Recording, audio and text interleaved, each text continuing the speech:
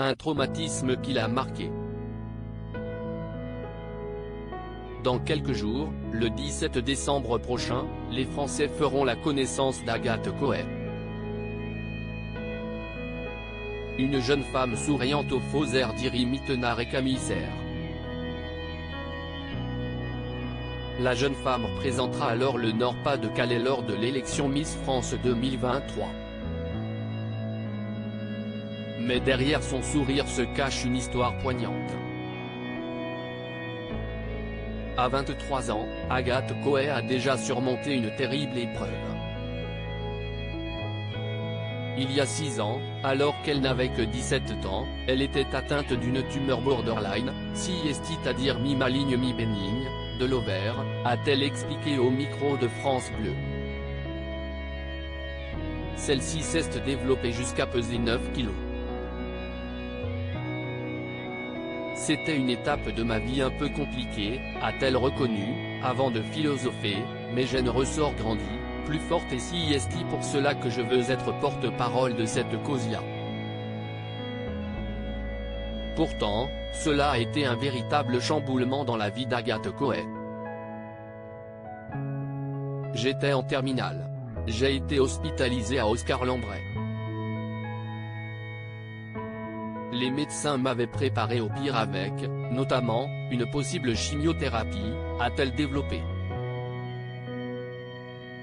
Aujourd'hui, elle s'en sort avec un ovaire en moins et une cicatrice au ventre mais a eu la chance d'éviter un protocole médical trop lourd. Je n'ai pas subi de chimio, j'ai eu de la chance. Juste la chirurgie, ça a suffi pour me guérir. C'est une histoire qui se finit bien, a-t-elle assuré. D'autant que concourir pour la couronne de Miss France 2023 l'a aidé dans son processus d'acceptation. Ce combat contre la maladie lui a en effet laissé une cicatrice sur le ventre. C'est mon plus gros complexe, a regretté la jeune femme qui n'a aucun lien avec l'animateur Sébastien Cohen, avant de préciser, faire les Miss m'a aidé à prendre confiance en moi. Violence conjugale, maladie, harcèlement scolaire. C'est l'année des guerrières chez les Miss France désormais, Agathe Cohen a conscience que cette trace laissée par sa maladie n'est qu'une preuve de sa force et de sa résilience. Elle a même un tatouage qui le représente. Il s'agit d'un arc de fleurs situé à l'aine droite, comme l'a rapporté Télévision Magazine. Et la principale intéressée d'expliquer, j'ai eu une tumeur à l'âge de 17 ans, une borderline de 9 kilos. J'ai aujourd'hui un ovaire en moins. Ce tatouage le représente.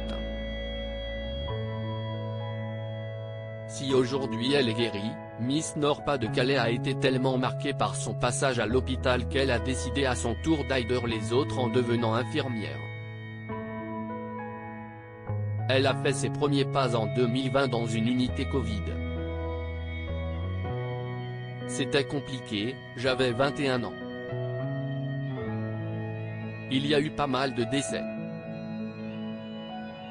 Le service de réanimation de Saint-Philibert était saturé, mais j'étais à fond dedans. Je me suis dit qu'on avait besoin de moi.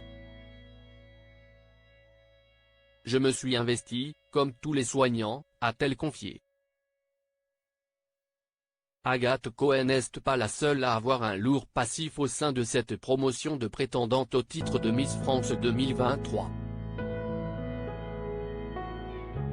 C'est vraiment l'année des guerrières.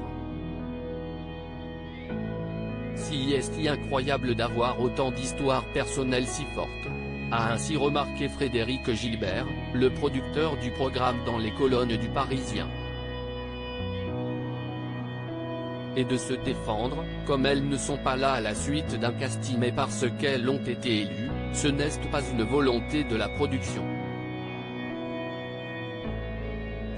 C'est juste un portrait de la société de 2022. violence conjugale, maladie, disparition d'un frère quelques mois avant le concours, harcèlement scolaire. Beaucoup ont traversé des épreuves douloureuses. De quoi rendre ces jeunes femmes, dont l'objectif est de faire rêver les téléspectateurs, plus authentiques.